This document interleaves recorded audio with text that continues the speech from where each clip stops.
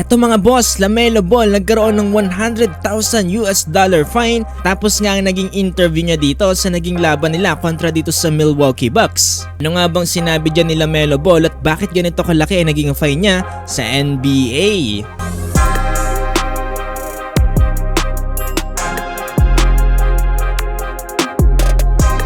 Pero bago yan mga boss, pag-usapan muna natin saglit. Dito nga yung sinabi ni Ja Morant dito kay Yuki Kawamura. Tapos nga niyang gayahin yung 360 layup dito nga ni Ja Morant. Kung mapapansin nyo mga boss, no, talagang idol nito ni Yuki Kawamura etong si Ja Morant. At talagang ginawa niya nga ito dito nga sa G League. Agad naman niya napansin dito ni Ja Morant at nag-post nga ito sa kanyang Instagram account. Mayroon nga daw silang kailangan trabahuhin dito, sabi niya kay Yuki Kawamura, at ini-invite niya nga ito no, sa school. Hindi na rin nakakapagtaka no, nakapag talagang sinama ito ni Ja Morant itong si Yuki Kawamura sa kanilang mga workshops. Napansin natin no, talagang para mag-best friend na nga ito talagang si Yuki Kawamura at Ja Morant. Talagang pag nagsasama to, talagang makikita mo sa mukha ni Ja Morant na masayang masaya siyang kasama itong si Yuki Kawamura. So dito na tayo mga boss sa naging laban ng Charlotte Hornets kontra nga dito sa Milwaukee Bucks. Paano ba naman kasi mga boss no, during 4th quarter with last 15 seconds, mang ng isang puntos dito ang Milwaukee Bucks 114-113. Hawak-hawak ni LaMelo Ball ang bola at kabantayan niya nga dito si Giannis Antetokounmpo.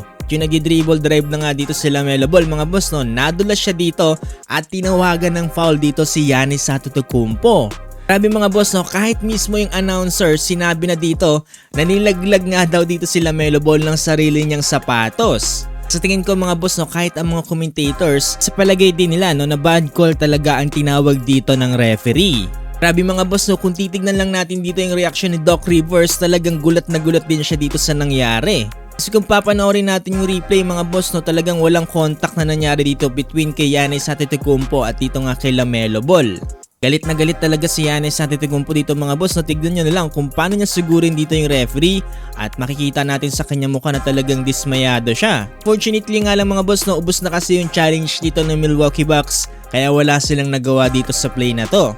Last 6 seconds remaining mga boss dito, bola ng Milwaukee Bucks 115-114, lamang ng isang puntos ng Hornets, bigong maipasok ni Giannis Antetokounmpo ang kanyang pull-up jumper dahilan para manalo pa dito ang Charlotte Hornets. Dito na nga pumasok mga boss yung post-game interview ni LaMelo Ball na kung saan tinanong siya patungkol dito sa game na to. Hindi naman sinasadyang nakasabi siya ng salitang bawal nga dito sa NBA. Hindi ko na lang din sasabihin mga boss, pero ito yung salita na yon nandito sa screen.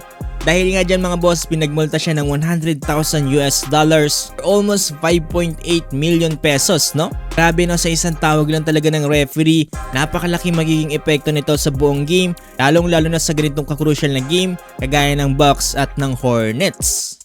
Pero bago yan, doble na exciting habang nanonood gamit ang 1xBet. Pwede kang kumita dito habang naglilibang. May ding mga games sa pwedeng pagpilian dito. Mas pinadali na rin ang pag-cash in at cash out dito gamit ng GCash. Basta wag mo lang kakalimutang i-click yung link sa baba at gamitin yung promo code na TIMEPH para sa iyong bonuses sa iyong first deposit. Terms and conditions applied. Keep it fun and gamble responsibly.